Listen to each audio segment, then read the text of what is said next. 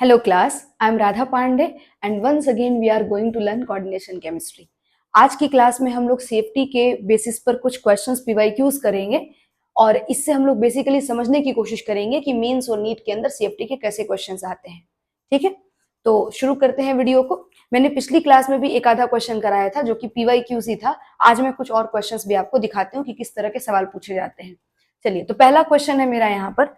Question में पूछ रहा है कि CFAC और स्पिन ओनली मैग्नेटिक मोमेंट का वैल्यू किसी ऑक्टाहेड्रल एक्वा कॉम्प्लेक्स के लिए दिया हुआ है। ठीक है, तो सबसे पहले ये ऑक्टाहेड्रल एक्वा कॉम्प्लेक्स क्या है ये चीज देखो आप। तो मतलब एक कॉम्प्लेक्स है ना, मेटल, और देखो एक्वा लिखा है, एक्वा का मतलब होता है वाटर, पढ़ा रखा है आपको, सही है। और वो भी ऑक्टाहेड्रल है, मतलब पक्का 6 लिगेंड रहा होगा, है ना। और यहाँ पे कुछ इसका ऐसा चार्ज भी रहा होगा +X। ठीक है, तो आपका ऑक्टाहेड्रल एक्वा कॉम्प्लेक्स है और इसकी CFAC की वैल्यू दी हुई है और वो कितनी दे रखी है, -0.8 डेल्टा नॉट, और वहीं इसका मैग्नेटिक मोमेंट दे रखा है 3.87 BM। सही है। अब समझना, मैग्नेटिक मोमेंट का वैल्यू जितना भी दिया हुआ हो, ठीक है, नंबर ऑफ अनपेयर्ड इलेक्ट्रॉन्स, आपको मैंने बताया था जो डेसिमल के पहले वाला डिजिट होता है वही उसका नंबर ऑफ अनपेयर्ड इलेक्ट्रॉन्स होता है। सही है, तो म्यू का वैल्यू 3.87 है, तो आपका एन का वैल्यू 3 हो जाएगा। सही है। चलिए, अब इससे क्या होगा, हम लोग को क्या करना होगा, यहाँ पे नंबर ऑफ अनपेयर्ड इलेक्ट्रॉन्स यहाँ पे हमारे पास आया हुआ है कि जो भी कॉम्प्लेक्स है उसका इतना है। अब हम ये सारे ऑप्शंस को एक एक करके चेक करेंगे। ठीक है, तो देखिए अप्रोच कैसे करेंगे अभी हम लोग। क्वेश्चन की स्टार्ट कैसे शुरुआत होनी चाहिए, तो पहला ऑप्शन उठा करके चेक किया, V+3, वैनेडियम +3 का पहले कॉन्फ़िगरेशन करो आप, तो क्या हो जाएगा, नोबल गैस है ना, 3D3 4H2 तब होता जब वैनेडियम होता, चूंकि वैनेडियम +3 है तो 4S0 और 3D2 हो जाएगा। सही है ना, 3D2 हो जाएगा। अब आपको इसको T2G और EG ऑर्बिटल्स में फील करना होगा इलेक्ट्रॉन्स को, तभी आप CFAC निकाल पाओगे। सही है, तो आपका देखो मैं इसको निकालने के लिए जाने वाली हूँ, ठीक है, लेकिन उसके पहले एक चीज बोलती हूँ, मैं यहाँ पे अब करूंगी नहीं आगे काम, क्यों, आप बताओ। यहां पर देखो मैं करके दिखा देती हूँ, कोई इशू नहीं है। चलिए पहले देख लीजिए एक बार इसको, आप बताओ कैसे था। EG ऑर्बिटल्स ऊपर हुआ करती थी और वो 2 थी, और T2G ऑर्बिटल्स 3 हुआ करती थी और वो नीचे थी।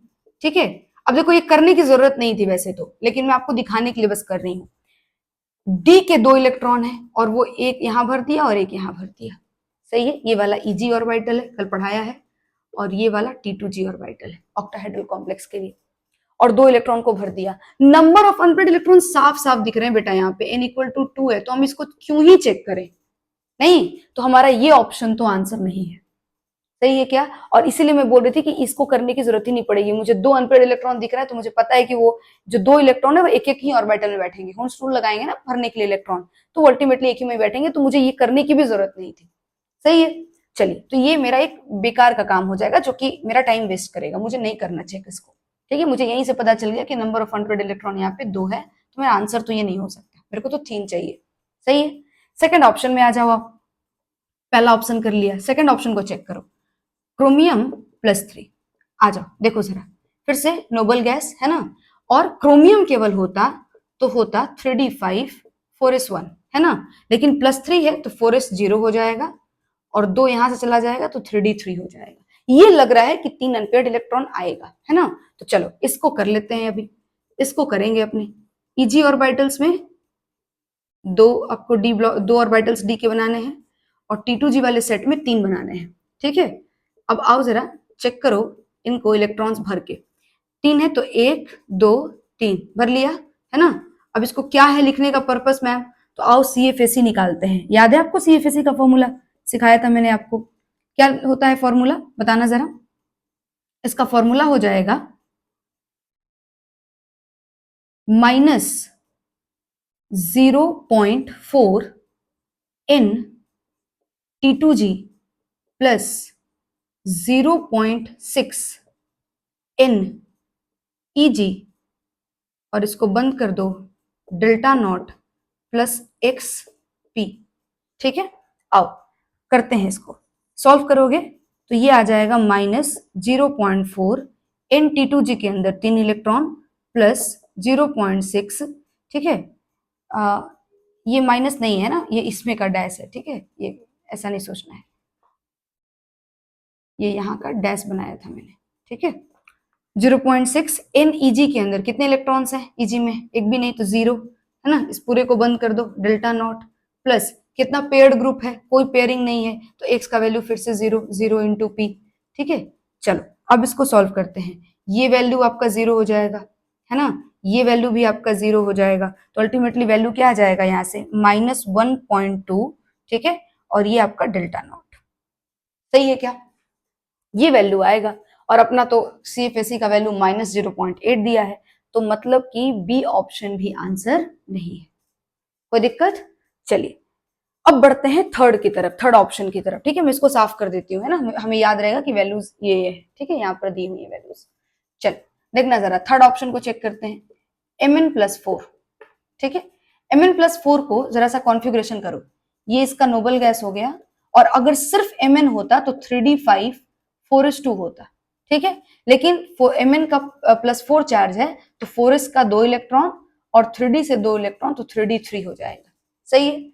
आप इसको करके देखना, पूरा का पूरा सेम यही सिनेरियो बनेगा, देख लो, मैं एक चीज आपको दिखा देती हूँ, अगर इसको T2G और EG में भरोगे तो ये लो आपका T2G और ये आपका EG, ठीक है, ये देखो 1 इलेक्ट्रॉन, 2 इलेक्ट्रॉन, 3 इलेक्ट्रॉन, T2G में 3 इलेक्ट्रॉन और EG में आपका एक भी इलेक्ट्रॉन नहीं है, और इसका CFSE निकालोगे सेम यही वैल्यू आएगा, ठीक है, कुछ अलग नहीं होगा, ठीक है। ये सब हम लोग पढ़ चुके हैं ना कि भाई आपका जो 3 इलेक्ट्रॉन है, इलेक्ट्रॉन में 0 इलेक्ट्रॉन है EG के अंदर, तो आप इसको इस CFSE के अंदर लगा सकते हैं, तो लगा के देख लीजिएगा सेम ही वैल्यू आ जाएगा, कुछ अंतर नहीं आएगा, सेम चीज आएगा, ठीक है। फोर्थ ऑप्शन चेक करते हैं आप, है ना, तो ये भी आंसर नहीं होगा, क्योंकि सेम आंसर आएगा तो आंसर नहीं हो सकता है। फोर्थ को देखना जरा, कोबाल्ट+2, इसमें आओ किया जाए जरा, देखना ये रहा आपका नोबल गैस, अगर सिर्फ कोबाल्ट होता तो होता 3d7 4s2, लेकिन ये कोबाल्ट+2 है तो 3d7 4s0 हो जाएगा। अब d7 है, इसको भरो जरा इलेक्ट्रॉन आप, तो ये लो EG ऑर्बिटल्स, ये हो गई आपकी T2G ऑर्बिटल्स, ठीक है।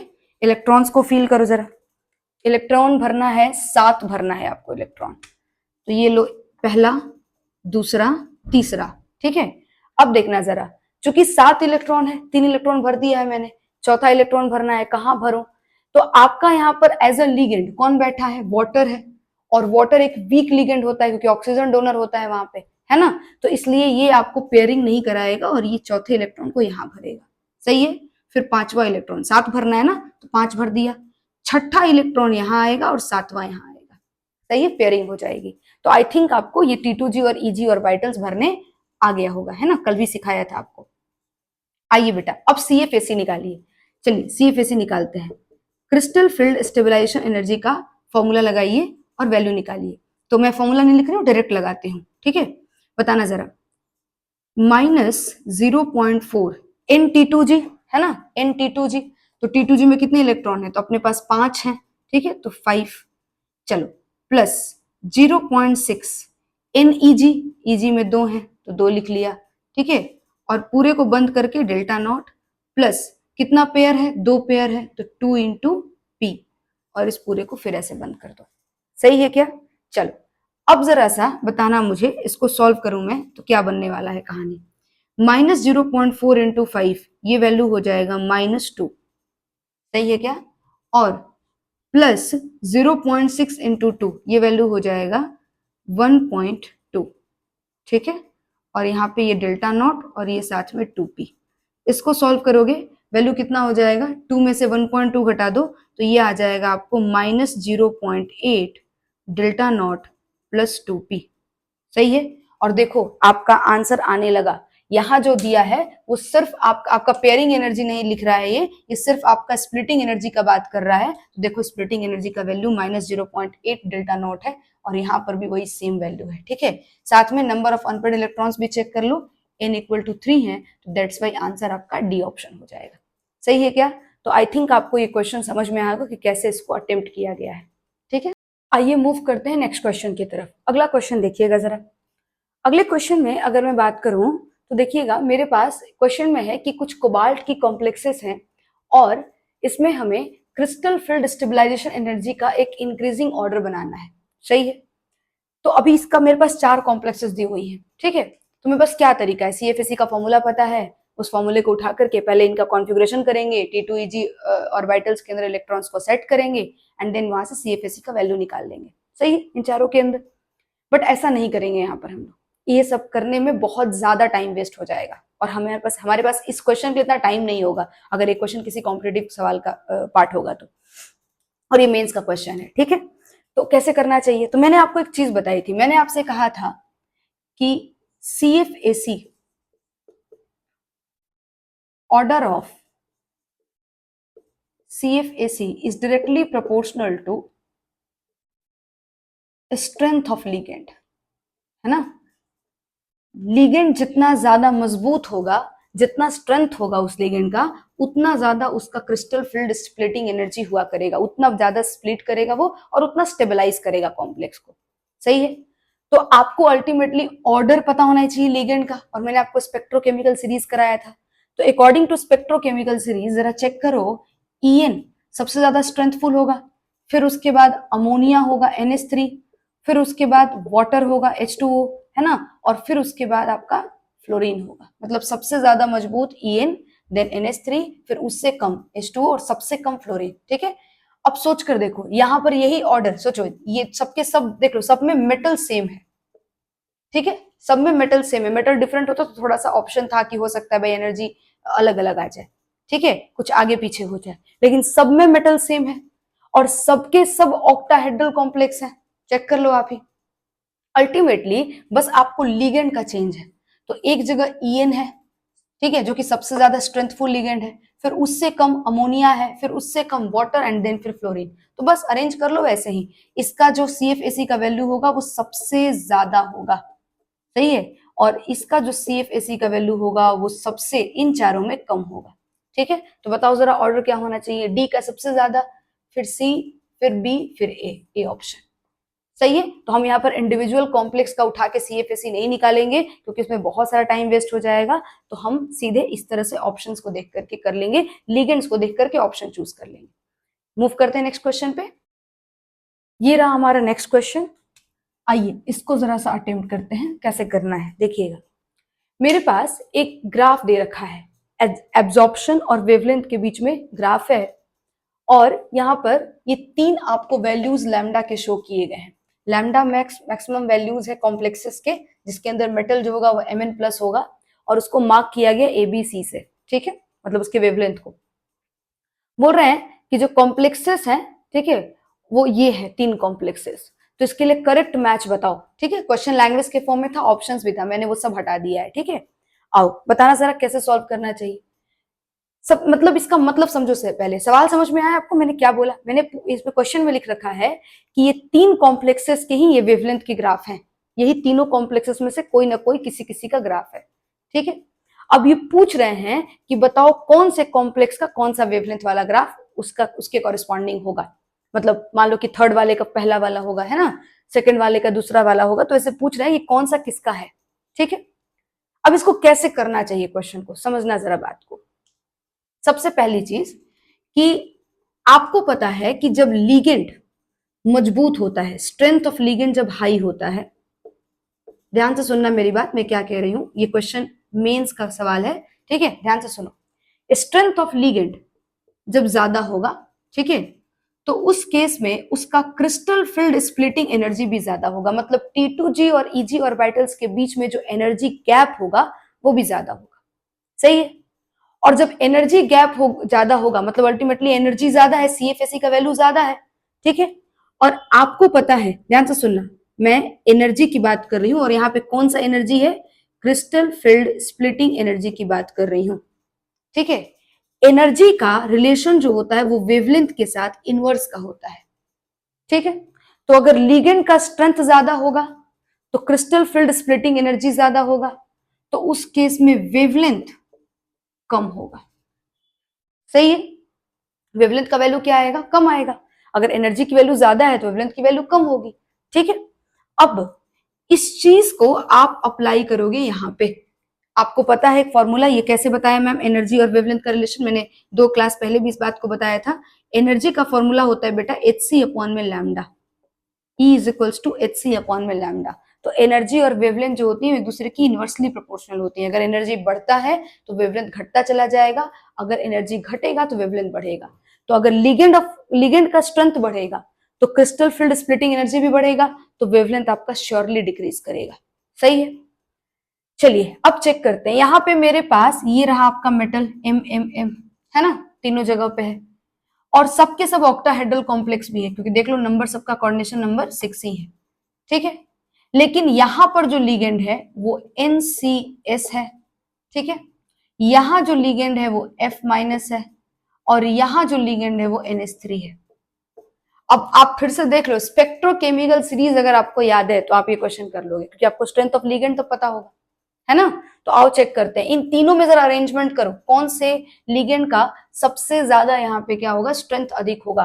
तो श्योरली अगर आपको याद होगा तो अमोनिया होगा। ठीक है, तो अगर लिगेंड्स का ऑर्डर बनाया जाए स्ट्रेंथ ऑफ लिगेंड का, तो NH3 का स्ट्रेंथ सबसे ज्यादा, फिर NCS का स्ट्रेंथ होगा, और फिर आपके F माइनस का स्ट्रेंथ होगा। सही है, अपनी कॉपी में चेक करना, मैंने ऑलरेडी ट्रिक से इसको पढ़ाया है, निमोनिक्स बताया है, इसका ऑर्डर लिखवाया है, आपको वो याद करना है, ये क्वेश्चन बन जाएंगे। अब स्ट्रेंथ में ये जो लिगेंड है उसमें अमोनिया आगे निकल गया, स्ट्रेंथ ऑफ लिगेंड में कौन आगे निकल गया, अमोनिया आगे निकल गया।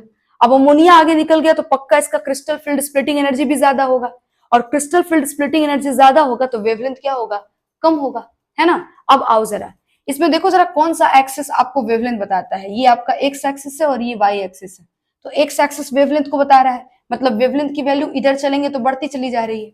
तो सबसे ज्यादा वेवलेंथ की वैल्यू कौन सी है, सी वाली है ना। और सबसे ज्यादा वेवलेंथ किसके लिए होगा, जिसका एनर्जी सबसे कम होगा, उसी का वेवलेंथ सबसे ज्यादा होना चाहिए। ठीक है, और एनर्जी उसकी कम होगी जो लिगेंड सबसे कम स्ट्रेंथफुल होगा, तो वो आपका फ्लोरीन है ना। तो चेक कर लेना, जो थर्ड नंबर है, यहाँ पे मैं आंसर लिख रही हूँ, यहाँ पे मैं आंसर लिख रही हूँ। बहुत सिंपल क्वेश्चन है, क्वेश्चन को देख करके डरना नहीं है, क्वेश्चन लंबा चौड़ा ग्राफ बना के दे दिया है, बट क्वेश्चन में कुछ है नहीं। ध्यान से सुनना, जो आपका सी वाला जो यहाँ पे ग्राफ बना हुआ है वेवलेंथ का, ये एक्चुअली वेवलेंथ जो है वो किससे बिलोंग करता है, तो सबसे ज्यादा वेवलेंथ है तो सबसे कम स्ट्रेंथ का लिगेंड होना चाहिए, मतलब फ्लोरीन होना चाहिए। तो जो सी है वो सेकेंड से बिलोंग करेगा, फ्लोरीन जिसमें मौजूद है। ठीक है, उसके बाद देखो आपका जो बी वाला है वो दूसरा नंबर का वेवलेंथ है। ठीक है, तो ये आपका कौन होगा, जो बीच में लिगेंड आता होगा, मतलब NCS, मतलब फर्स्ट का, है ना। तो क्या आप लिख सकते हैं कि जो बी नंबर है वो किसका हो जाएगा, तो बी नंबर हो जाएगा फर्स्ट का। सही है क्या। और जो आपका फर्स्ट नंबर जो आपका ग्राफ है वो एक्चुअली किससे बिलोंग करता है, क्योंकि ये वेवलेंथ सबसे कम है, देख रहे हो ना, सबसे कम वेवलेंथ है, सबसे कम वेवलेंथ मतलब सबसे स्ट्रेंथफुल लिगेंड, सबसे अधिक इसका क्रिस्टल फील्ड स्प्लिटिंग एनर्जी, तो थर्ड से बिलोंग करता है। तो ए आपका थर्ड हो जाएगा। सही है, तो ये आपका आंसर हो गया। वहां पे ऑप्शंस जो रहेंगे उसमें से सेलेक्ट कर लीजिएगा, ये आपका आंसर बन जाएगा।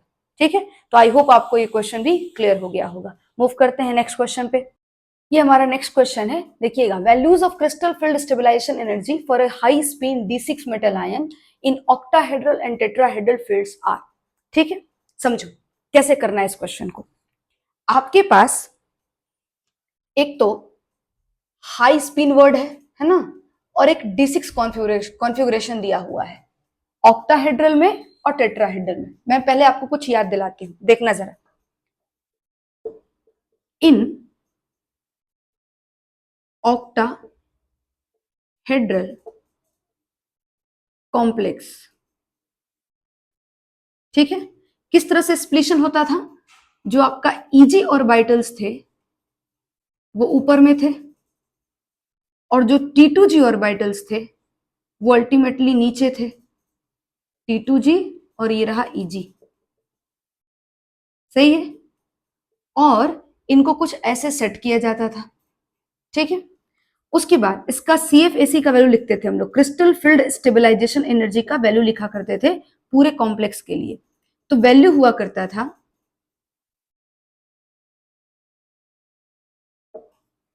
-0.4 in T2G plus 0.6 in Eg delta not plus x pairing energy, यही कुछ हुआ करता था। अब समझना जरा, आपके यहाँ ऑप्शन में देखना जरा, पेयरिंग एनर्जी को कंसिडर नहीं किया, पीछे भी ऐसा एक क्वेश्चन आया था। आपको समझ में आता है कि क्रिस्टल फील्ड स्टेबलाइजेशन एनर्जी जो होता है वो स्प्लिटिंग एनर्जी और पेयरिंग एनर्जी, पूरे कॉम्प्लेक्स का जो स्टेबलाइजेशन एनर्जी है वो स्प्लिटिंग एनर्जी और पेयरिंग एनर्जी का सम बता रहे हैं ये लोग। हम तो यही पढ़ा है आपको फॉर्मूला। अब यहां पर इस क्वेश्चन के अंदर पेयरिंग एनर्जी को कंसिडर नहीं किया, वरना पक्का कुछ ना कुछ एक्स 1p 2p कुछ तो लिखा होता है ना। मतलब सिर्फ और सिर्फ स्प्लिटिंग एनर्जी को ध्यान में रख रहे हैं ये लोग। तो आप भी यहां पर कुछ समय के लिए इस फॉर्मूले को रिमूव कर दीजिए और आपका जो फॉर्मूला है वो यहीं पे खत्म कर देती हूं मैं। ठीक है, समझना जरा, जब ऐसे ऑप्शंस दिए हैं तो क्वेश्चन के अकॉर्डिंग मैंने इसको एडजस्ट किया है। मैं सिर्फ इसका स्प्लिटिंग एनर्जी ध्यान में रख रही हूं, ये वैल्यू है। ठीक है, ऑक्टाहेड्रल कॉम्प्लेक्स के लिए। अगर टेट्राहेड्रल कॉम्प्लेक्स होता तो क्या होता, उस केस में कैसे तोड़ते थे आप, आइए उसको भी देख लेते हैं एक बार। बता रखा है इसको भी, देखना जरा। इसमें जो इजी ऑर्बिटल्स हैं वो आपके नीचे सेट हो जाते थे, ठीक है, और जो T2G ऑर्बिटल्स हैं वो ऊपर सेट हो जाया करते थे। तो ये लीजिए T2G ऑर्बिटल्स हो गए और ये आपके EG ऑर्बिटल्स हो गए जो कि नीचे सेट हो चुके हैं। सही है, और इनके सेट होने के बाद अगर आप देख पा रहे होंगे तो समझिएगा जरा। ठीक है, समझिएगा, आपको मैंने पीछे बताया था कि ये जो आपका वैल्यू होता है ये होता है 0.6 डेल्टा नॉट। ठीक है, जबकि जो नीचे वाली वैल्यू होती है वो होती है -0.4 डेल्टा नॉट। सही है, यहां पर यही वैल्यू उल्टा हो जाता है, यहां पर ऊपर का वैल्यू होता है 0.4 डेल्टा टी। ठीक है, यहां से यहां तक का एनर्जी डिफरेंस डेल्टा नॉट है, यहां से यहां तक का एनर्जी डिफरेंस डेल्टा टी है। ठीक है, क्योंकि टेट्राहेड्रल कॉम्प्लेक्स है। और यहां से यहां तक का एनर्जी डिफरेंस हो जाएगा -0.6 डेल्टा टी। सही है क्या? चलिए, अब अगर बात करें तो इसके लिए CFAC का वैल्यू, ठीक है, ध्यान से देखना, कुछ नहीं, बस उसको रिवर्स करके लिखना है मुझे। ठीक है, बताना जरा, CFAC फॉर अ कॉम्प्लेक्स क्या होना चाहिए? यहां पर हो जाएगा, यहां पर -0.4 लिखा है आपने, यहां पर क्या लिखोगे, -0.6, है ना। यहाँ पे इलेक्ट्रॉन्स ऑफ T2G लिखा है आपने, है ना, यहाँ क्या लिखोगे, इलेक्ट्रॉन्स ऑफ, अच्छा इसमें मैंने कहा था G नहीं इस्तेमाल करते हैं तो लो G हटा दिया, T2 और E इस्तेमाल करते हैं। ठीक है, तो 0.6 इन ऑफ E ऑर्बिटल्स इलेक्ट्रॉन प्लस 0.4 इन ऑफ T2 इलेक्ट्रॉन्स, और ये लीजिए आपका डेल्टा T हो गया है। ठीक है, और इसको भी मैंने बंद कर दिया। सही है, यहाँ तो पेयरिंग ऑलमोस्ट ना के बराबर होता है, बताया भी था पीछे वाली क्लास में, क्योंकि टेट्राहेड्रल कॉम्प्लेक्स के अंदर जो होता है ये स्प्लिटिंग जो होता है एनर्जी वो बहुत कम होता है, तो इलेक्ट्रॉन्स जंप करना ज्यादा प्रेफर करते हैं इन कंपैरिजन टू पेयरिंग। और वैसे हमें यहाँ पेयरिंग ध्यान में भी नहीं रखना है, तो इसलिए भी मैंने उस पेयरिंग वाले पार्ट को हटा दिया। ठीक है, मतलब सिर्फ स्प्लिटिंग एनर्जी को ध्यान में रखा है, जैसे वहां रखा है वैसे यहाँ भी रखा है। ठीक है, बस ये रिवर्स हो गया, ये चीज आपको समझ आया कि नहीं, याद नहीं करना है। ठीक है, बस आपको ये याद होना चाहिए, तो ये वाला आप रिवर्स करके लिख लोगे। ठीक है, चलो अब लगाते हैं एक चीज और। क्वेश्चन में क्या रखा है, हाई स्पिन, है ना, हाई स्पिन, और दूसरा लिख रखा है D6 कॉन्फ़िगरेशन की बात कर रहा है ये। तो D6 तो आप समझ रहे हो, किसी मेटल का कॉन्फ़िगरेशन दे रखा है। और हाई स्पिन का मतलब क्या होता है, तो मैंने आपको बताया था कि हाई स्पिन का मतलब होता है कि जब आपका क्रिस्टल फील्ड स्प्लिटिंग एनर्जी, ठीक है, चाहे वो ऑक्टाहेड्रल कॉम्प्लेक्स का हो चाहे वो टेट्राहेड्रल कॉम्प्लेक्स का हो, वो क्या हो जाए, छोटा हो जाए पेयरिंग एनर्जी से। सही है, क्या बोला, फिर से सुनना, मैंने बोला क्रिस्टल फील्ड स्प्लिटिंग एनर्जी मतलब दोनों ही ऑर्बिटल्स के बीच का जो एनर्जी गैप है वो छोटा हो जाए पेयरिंग एनर्जी से, तो उस केस में कॉम्प्लेक्स हाई स्पिन बनता है। ठीक है, मतलब आपका जो इलेक्ट्रॉन है, फोर्थ इलेक्ट्रॉन, 3 इलेक्ट्रॉन तो एक एक करके भर लोगे आप ऑक्टाहेड्रल कॉम्प्लेक्स में, जो चौथा इलेक्ट्रॉन होगा वो हर बार जंप करना ज्यादा प्रेफर करेगा इन कंपैरिजन टू पेयर करने के, क्योंकि पेयर करने में अधिक एनर्जी लग जा रहा है जंप करने की अपेक्षा। ठीक है, तो जंप करना ज्यादा प्रेफर करेगा वो। सही है क्या? तो ये कुछ आपका हो गया। अब सवाल को सॉल्व करते हैं, क्वेश्चन को आइए किया जाए। क्वेश्चन में D6 कॉन्फ़िगरेशन है, आओ ऑक्टाहेड्रल में भरो D6 कॉन्फ़िगरेशन। कैसे भरोगे आप? ठीक है, भरना शुरू करें। चलो, 1 2 3, 6 इलेक्ट्रॉन है, 3 भर दिया। और पहले ही बोल रखा है कि हाई स्पिन है, मतलब आपको पेयरिंग नहीं कराना है, आपको जंप कराना है। तो 3 के बाद 4 5 एंड देन फिर नहीं बचा तो अब यहाँ पर पेयरिंग कराना पड़ेगा, तो 6। सही है। अब इसका निकाल लो CFAC का वैल्यू, कितना हो जाएगा? -0.4। NT2G के अंदर इलेक्ट्रॉन्स कितने हैं? तो 4 हो जाएंगे, तो 4 प्लस 0.6 NEG के अंदर इलेक्ट्रॉन कितने हैं? तो 0.6 इंटू 2। ठीक है, और इस पूरे को बंद करके डेल्टा नॉट लिख लो, सॉल्व कर लो। कितना हो जाएगा? -1.6 प्लस 1.2 डेल्टा नॉट। सॉल्व करेंगे तो वैल्यू आ जाएगा यहां से -0.4 डेल्टा नॉट।